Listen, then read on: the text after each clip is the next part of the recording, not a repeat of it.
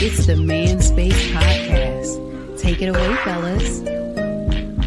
Thank you, voice girl, and welcome to another edition of the Man Space Podcast. Now, this is the voice of Russ, and this time you're joining me for another episode in the Russ and Company Series, where throughout the month of December, I will be welcoming in some pretty amazing people into the Man Space Nation, and today is no different. My guest today, he is an author, a public speaker, an award-winning strongman competitor, a 100-mile ultra marathon runner, a globally ranked high-intensity tactical training athlete, a personal trainer, a mental health coach, and the owner of Get Psyched Fitness. But his life didn't start with all these accolades and achievements. See, throughout his teens and 20s, he battled addiction, anxiety, and depression. And like many of us during that time, he was reckless and hard-headed and one bad decision away from losing everything. That trajectory changed in 2022 with an experience with psilocybin mushrooms, unlocked buried trauma that he had, and opened the door to healing. Since then, he has committed himself to building a life rooted in meaning, positivity, and purpose, striving to make the world better just one silly moment at a time. His journey of transformation and reclamation is captured in his book, Your Mindset is Your Reality, where he challenges readers to reconsider their limits and discover just how high they can truly fly. This is a conversation about resilience, self-discovery, and the power of changing your mind to change your life. Manspace Nation, please welcome my guest today, Mr. John Borden. Thank you so Welcome much. in, welcome in, welcome in. The applause was a little late, but there they are. Hey, appreciate all of you. Thank you so much. It's great to be here. So, I don't have any experience with magic mushrooms. And I guess some people call them the magic mushrooms, psychedelic mushrooms, and I've definitely not heard of psilocybin. And I know I probably butchered the name like 50 different times, but for my audience that's not familiar with those, can you explain like what they are and what the effect on the brain is? Yeah, man. So psilocybin is the active chemical found in what, so many people know as magic mushrooms, right? Mhm. It's something that was discovered largely in the 1950s by Western society, but has been a part of human history pretty much as far back as we can trace, being used in Mhm. indigenous cultures and ceremony and things of that nature. And, in the 1970s, it was vilified largely as part of the hippie movement. The government wanted to Right. shut down all the anti-war messaging and propaganda and things of that nature and wanted to make sure that they controlled the message. So a big way to do that was to be able to arrest the leaders of the hippie movement and the Black Panther movement and so on and so forth. So things like, cannabis and psilocybin mushrooms and LSD and heroin and things like that were made illegal on a large scale.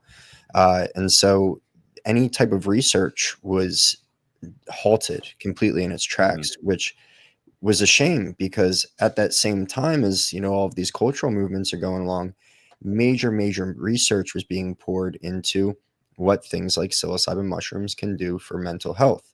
And so from an anxiety, depression, a PTSD, and addiction, yada, yada, yada, right? We're talking eating disorders, Parkinson's, so on and so forth. It's shown to be effective in all of these different cases in the research that's come out recently. But that was all stopped in the 1970s when this stuff was made illegal with the Controlled Substances Act. And, I'm just grateful that these things just tend to grow out of the earth. Right, And, right. you can't really stop Mother Nature from having its way sometimes. And so, they continue to be all around us if you look hard enough. And they contain the ability to help people in, maybe a similar position to the one that I was, make incredible changes in their lives, and really be able to live a life that truly excites them. So you mentioned them, I I guess growing all around us, is there something distinctive that sets them apart from, I mean, because there's tons of different mushrooms out there, Hmm. and so when you see them, it's like, oh, that's what that is in Yeah. comparison. Little brown mushrooms, Mhm. LBMs, as they're known most specifically. There's about 170 different psilocybin containing strains of mushrooms that Oh, all have, wow. very distinct, attributes to them. Some have, wavier caps, some have, more bulbous Mhm. looking, some are shorter, some are fatter, but a whole bunch of different kinds that grow all over the country depending on where you are. And so it's just about Mhm. knowing what to look for in your different area. Hmm. So what is the effect of those, when you're actually using it? What does it do to the mindset? Yeah, well, so they've been portrayed in media for years and years and years, and the effects that you see always pictured in Saturday afternoon specials are crazy Right. colors and fractal patterns and things of that nature. And while that is definitely a part of it, uh, Mhm. what you come to realize once you've been in the mindset for a long enough period is that it really has a much more profound impact on the way that your brain works than just seeing funny colors or watching the trees move in weird ways, right? Right. What really happens is that it slows down your prefrontal cortex, the Okay. part of your brain associated with your sense of self and how you understand the world to be. And why that's important is that when we go through life experiencing it all as, John the, at the time that I found psilocybin, John the party animal, right? John the guy that always, Right. got the good times going, John the yada yada yada, right? And so I had this preconceived notion of who I was and this understanding of myself that I viewed the whole world through. Mhm. And now eating psilocybin mushrooms for the first time, it allows me to look at the world without that understanding of who I am.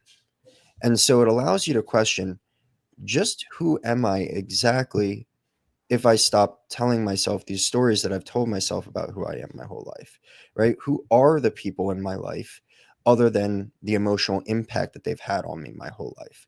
And so for me, this was a huge, huge, huge turning point because I no longer needed to stay stuck in the same stories that I was telling myself. And so, Right. I no longer had to live up to that expectation of being John, the guy that got the party started. And so I could go out and, have water instead of a drink. And so the addiction tendency Mhm. started to work its way back from there. And then from Mm. the, okay, how about other people's standpoint? you know, my brother was someone that struggled heavily with addiction, and he's 12 Uh-huh. years older than me, and he had stolen from me, he had lied to me, he had, hurt me in a number of different ways.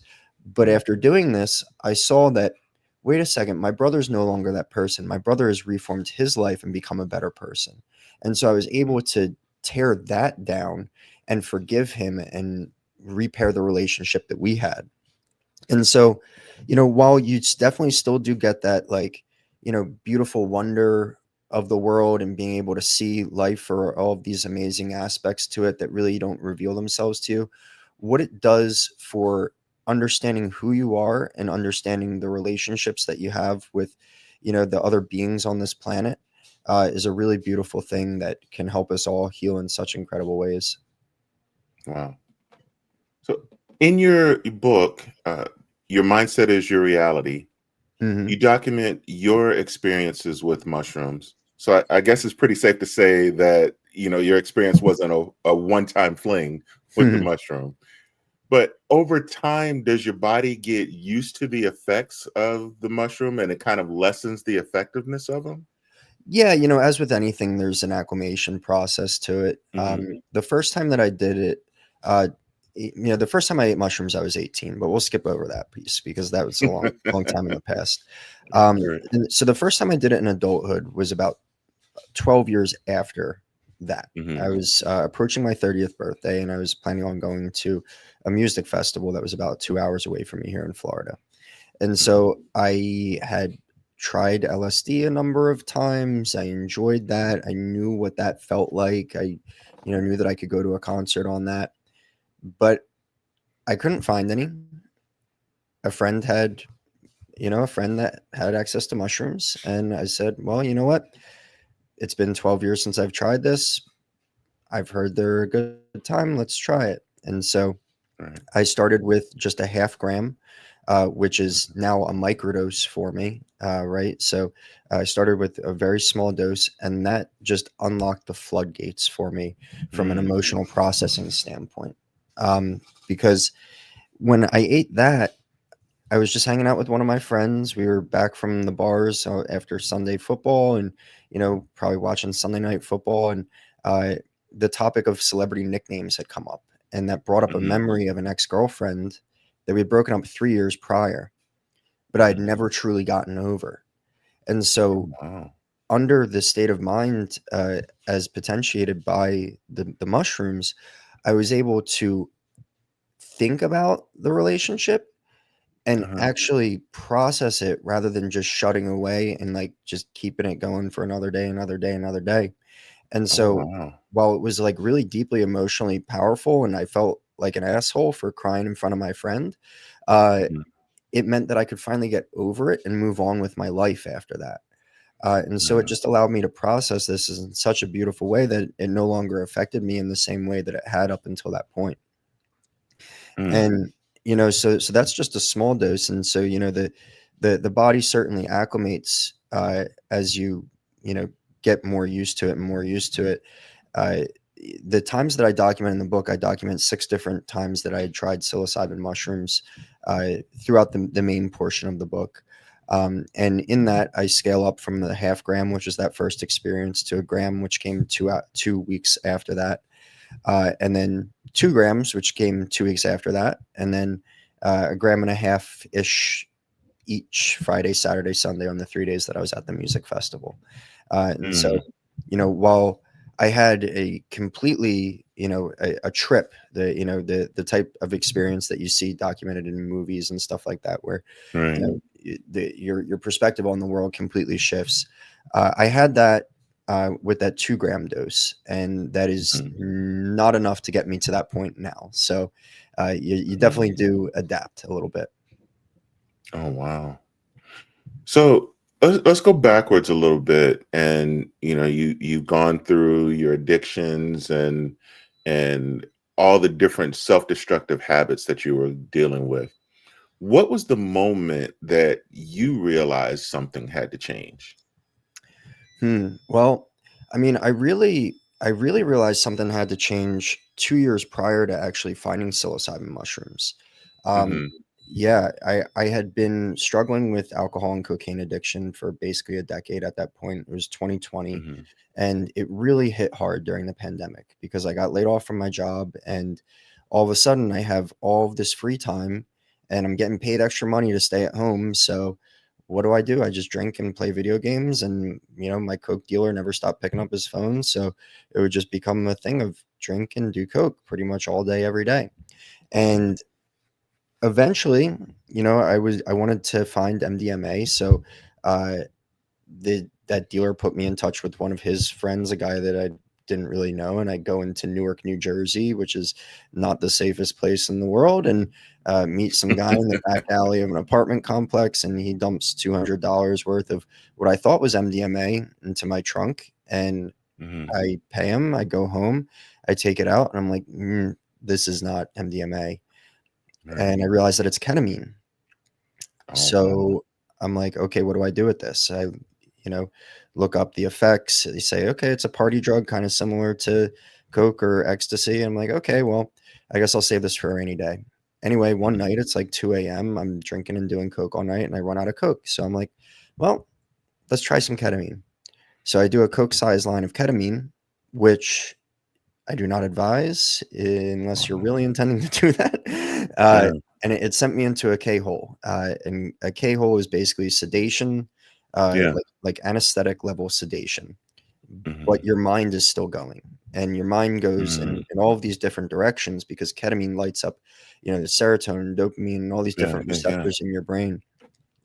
And what I learned through that experience was that I had an addiction. I had a problem that I didn't really know how to manage.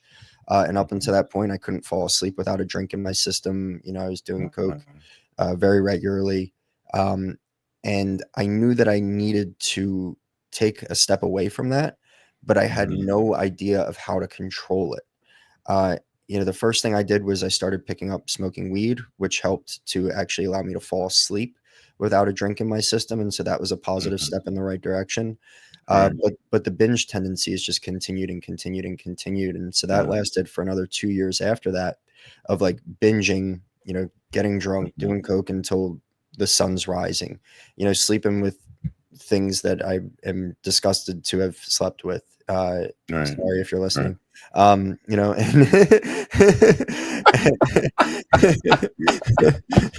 I don't mean you.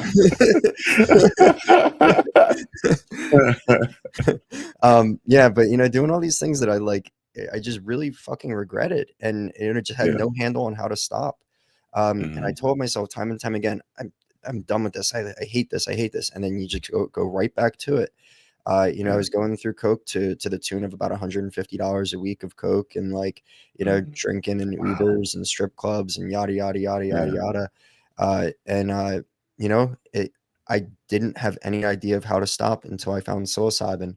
And then it was like, Mhm. oh, I can just stop. Wow. That's really simple. Wait, no, it shouldn't be this easy. Wait, it is that easy? Yeah, you just Yeah. don't do it. Mhm. Oh, okay. All right, all right. I guess I'm not doing coke anymore. All right, I guess I'm not Yeah. binge drinking anymore. And it was just all these like really very simple, basic realizations of Mhm. how I could live my life that had never really presented themselves as a realistic opportunity for me before, because I was so attached to that ego, right? That story of who I Yeah. told myself I was. I was so used to being John the party guy that now that psilocybin's acting my brain and I no longer have this thing to live up to, I can just Mhm. say, "Oh no, I don't have to do that anymore." And so I didn't. Yeah. Wow. So, how is the effect of that different than doing like cocaine or any of the other drugs that you had tried? Completely on a number of different fronts. Mhm. Because while, let's say, uh, cocaine, let's just say, right? It's Mhm. basically something that just completely lights up the dopamine sensors in your brain. It go Mhm. fucking crazy. You feel like you're on top of the world for like 20 minutes. And then you need more cocaine because your brain starts to go, hey, wait a second, that was really fucking awesome. Where's that big Mhm. dopamine hit? And so there's like this constant loop of needing to, fill that dopamine need in your brain that you've now created by having this Yeah. huge surge and now drop and now huge surge and then drop. And so that's what's happening in your mind with cocaine. Now, what Mhm. psilocybin does is it operates on totally different pathways. So like I said before, it slows down your prefrontal cortex, your default mode network, and when it does that, it allows different areas of the brain to talk to each other that haven't talked before or aren't used to Mhm. talking. And so your brain starts to just pick up on different cues than it would otherwise. It's more of like an evaluative lens that you're able to see the world through, rather than Right. being something that's used for a quick hit, a quick, a quick up, whatever it is, right? And Right. so it's just a totally different way of thinking about the utilization of the tool, of the drug, rather than something to fill a specific need, if that makes sense. Mhm. Yeah. Yeah. That does. And put all this into a book. What was it that said, "Hey, I need to do this"? And then when somebody picks up your book, what is it that you want readers to take away from your journey? Yeah. Well, so let's break that down into two parts. So, first Mhm. thing, what made me say, okay, I want to write a book, was this Mhm. exactly: is that I had gone from somebody who drank pretty much every day, was using coke pretty much every day, including like during the workday, um, was chasing tail and not understanding why, like that was the only important thing to me, was gambling regularly, chewing tobacco regularly, essentially, like, everything that they tell us when we're 18 not to do, I was doing. And I didn't care who the hell told me not to, because it was my life and you couldn't tell me any differently.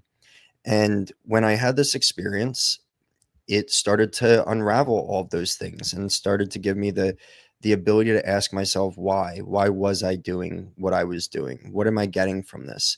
And so I started to really dig into the motivations that I truly had and start to work those back. And about a month later, I got back from EDC and I looked at my life and I said, oh my God, I am living a completely different life than I was a month ago.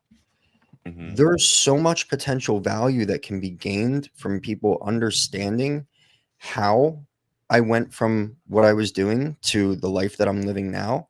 And if I can give people the inner workings of my brain, allow them to see the processes that go on that can take someone from living how I was to, and I just like to use this example, waking up and making my bed and going to bed and flossing my teeth every night, right? And doing all Right. those little things in between that are going to make the difference in helping to move me forward.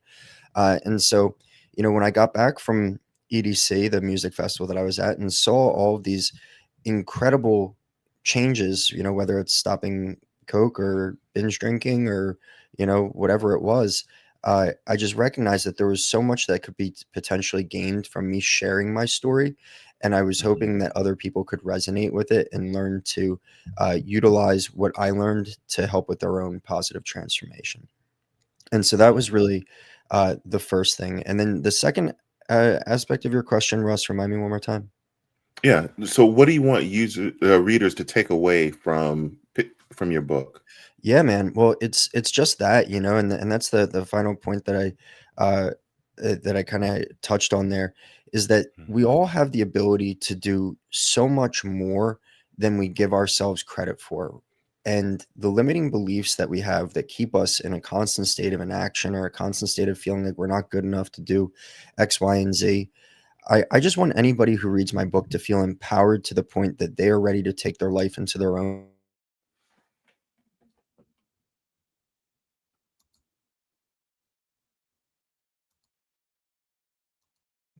out of themselves.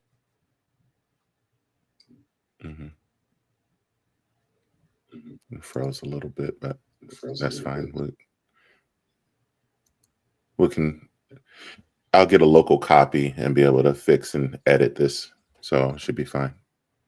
Cool, man. Awesome. So you've competed in 100-mile ultra marathon. I've never even heard of that one. I mean, you got to explain. You got to explain that one a little bit. Yeah, well, first off, you have to go absolutely fucking insane before you can even think about doing something like that.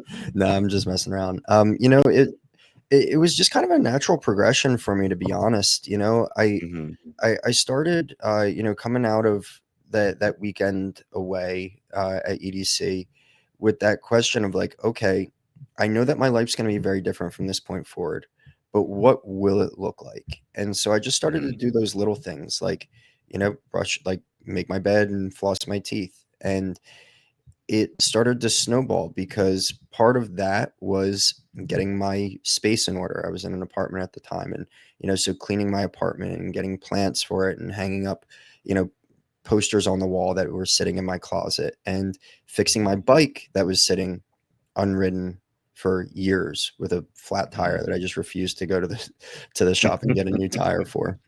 Right. Right. And so once I fixed that, I started riding a bike and doing cardio for the first time ever. And then a year after that, I started running. And I hadn't run in 12 years, basically, Right. from the time I was a freshman in college until now I was, 30, almost 31 years old. And I signed up for a Spartan race 2 years ago with basically no preparation for it, but it was a half marathon. And I went out and did it. And I did very proud by myself. Yeah.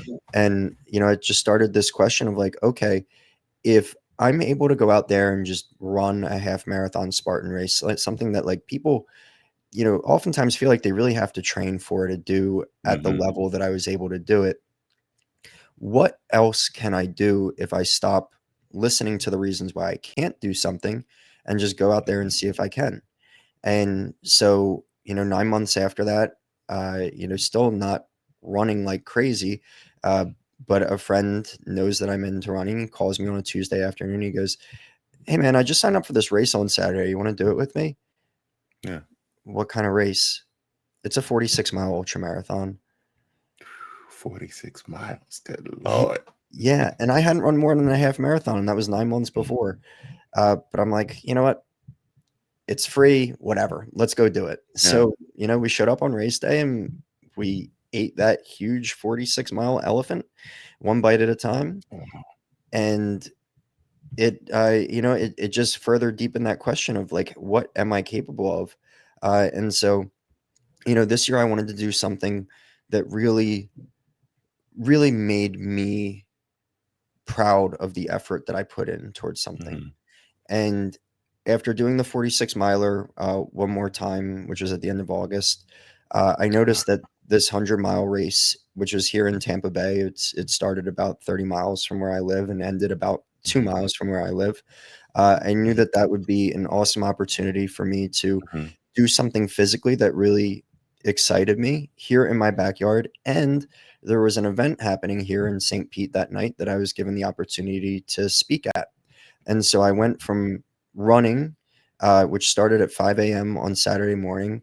I finished at 4 a.m. on Sunday morning, and then I was on stage at 4 p.m.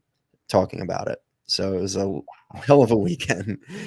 Wow.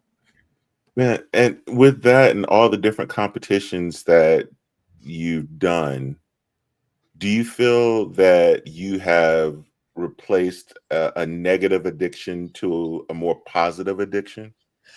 Well, so here's the thing, Russ, is, and I get that question a lot. Mhm. I don't think so because fitness has Okay. always been a part of my life. Like even when I was, Mhm. in my troubles with alcohol and cocaine, yada yada, yada, I still always went to the gym, and so it's been Mm. a non-negotiable of my life since the time I was, probably 12 years old. Okay. And so I don't think it really replaced that as much as Mhm. it just simply gives me a platform to be able to do things that truly stand out and help me to be able to share my story. Uh, it's it, it gives me meaning rather than the addictions, which really just sucked me into myself more than anything. Mm. I like that. So with your coaching, do hmm you have a whole coaching program that you go through, and how do people get involved within your program? Yeah, man. So everything I do is on an individualized basis. Mhm. I like to create very personal relationships with the people that I work with. So it's all Mhm. about understanding what each person needs on a one-on-one basis. And sometimes people just need to be talked to. Sometimes it's a Mhm. more physical aspect. Sometimes they're looking for guidance on, microdosing or on, help with the psilocybin journey of their own. And so all of Yeah. those things I help people through in their own ways. So depending on what it is that they're looking to go through, I like to determine exactly what we feel their needs are, and create a plan of attack for how they're going to work through that moving forward. Mm. So going back to the psilocybin mushrooms, I hmm hope I got it right this time. Yeah, Um, dude, he nailed that time. um, are there any negative effects of using them? Well, so here's the thing, right? Is like I don't want to say no, because I feel like there's negatives to anything. Um, but the negatives are pretty hard to find. Okay. It's not like, let's say cocaine where you can say, okay, yeah, the negatives are that I woke up with a bloody nose and a headache and I'm Right. sweating my brains out and yada yada yada, right? I mean, unless you are using them in inherently unsafe way, right? Let's say eating Mhm. 7 grams of mushrooms and going and hopping behind the wheel. Um, there aren't really any physical negatives to it. I mean, you can puke from them. It's known to cause nausea sometimes. Mm. Um, Okay. People can have what you call a bad trip, which I Mhm. would say that my first trip was a bad trip. But Mhm. really, that's just a matter of the psychological impact that it has on you. And so, Yeah. when it comes to psychedelics, the two most important things are set and setting. Your mindset going into the experience, and your physical settings, such as where you are, the people around you, Right. things of that nature.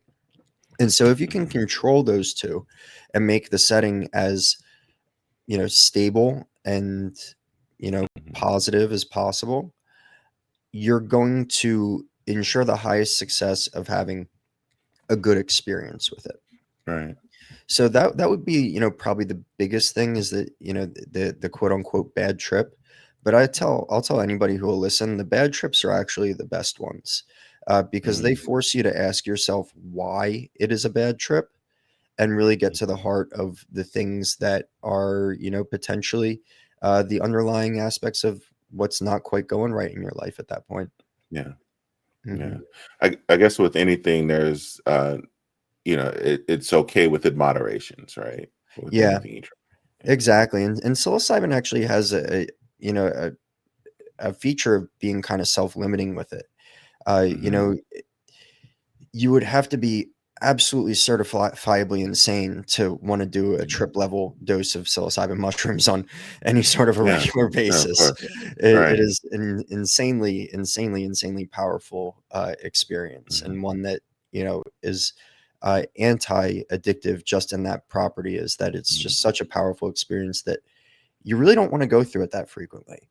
Um, Yeah. I myself do a high dose every like 2 to 3 months ish, Mhm. and that's done in the confines of my own home with an eye Yeah. mask on and noise canceling headphones and a large box of tissues, and usually a Mhm. big old blanket for me to cuddle with. So I I guess I keep going back to the whole time you've been talking. I keep seeing like all these old TV shows and even episodes of Family Guy, and I've seen where you know, I guess the licking of the frog is that Mm. similar? Is you know? Well, maybe I'll find out one day. So the toad, the toad is a chemical known as 5-MeO-DMT, Uh-huh. which is uh, apparently very different. And Okay. I am interested to try it someday. I don't know Mhm. exactly, but what from what I've heard, it really gives you an understanding of the deep secrets of the universe, and I'm Huh. curious. So maybe someday. Okay. Well, listen, how can people find out more about you, your programs, your book? What are your social media handles? Yeah, Russ. So the best way to keep in contact with me is through my Instagram. I'm at Mhm. Johnny B on there, Johnnniebe. You can go on getpsychedfitness.com. You can find my book on Amazon. The title is Your Mindset is Your Reality. And it's also available on audiobook through Audible and also through Apple Books. So I have one last thing for you, and it's a segment called The Last Word. Hit me. And now, the last word. Overall, it's been about 3 years since you really started getting into this experience. Looking in looking at your life over the last 3 years, your book, your fitness company, all your physical achievements, what accomplishments are you most proud of and why? Yeah, I mean, so first and foremost, finding and marrying my wife. Um, Mm. the person that I was when I found psilocybin was someone that was really just searching for validation in a number of different Yeah. ways, and I was needy in how I looked for it.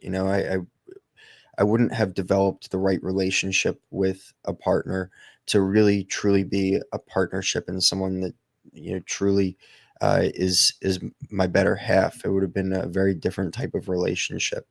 And so to have found my wife, who we met 15 months ago, and be able to cultivate the type of relationship in life that we have together, I consider that my biggest accomplishment. And that's really kind of the foundation of the book. And that I published the book before I met her, But a big theme of it is about love and about understanding myself and understanding exactly why the things in my life had to happen for me to learn the lessons that I needed to open me up to the kind of love that I have now. And so, that is definitely the biggest one. And the second just being the community that I have here in St. Petersburg, and the family that I have that's not blood. I had a Friendsgiving this past weekend with my wife and 50 of our closest friends, and I made a turkey for the first time, and got to share our home and the beautiful space and the beautiful life that we have with so many incredible people who are all very Yeah. supportive and doing incredible things of their own. And so I think that's really the biggest accomplishments that I have, is the love that I've created, both with my wife and with the incredible people in our lives. That is awesome. That is awesome. Well, thank you so much for spending time with me here on the Manspace podcast. This has been a very eye-opening conversation. Manspace Nation, go check out the book, Your Mindset is Your Reality. And make sure you go follow him on the socials at Johnny B. So until next time, Manspace Nation, this is Russ, and we are out of here. Thank you for listening to this episode of The Manspace. Whichever platform you listen to us on, make sure you subscribe and don't miss a show. Remember to keep up with all the Manspace updates on our website, themanspacepodcast.com. And you can follow us on Instagram at ManspaceNat1. Until next time, Manspace Nation, he's Les, I am Russ, and we are out of here.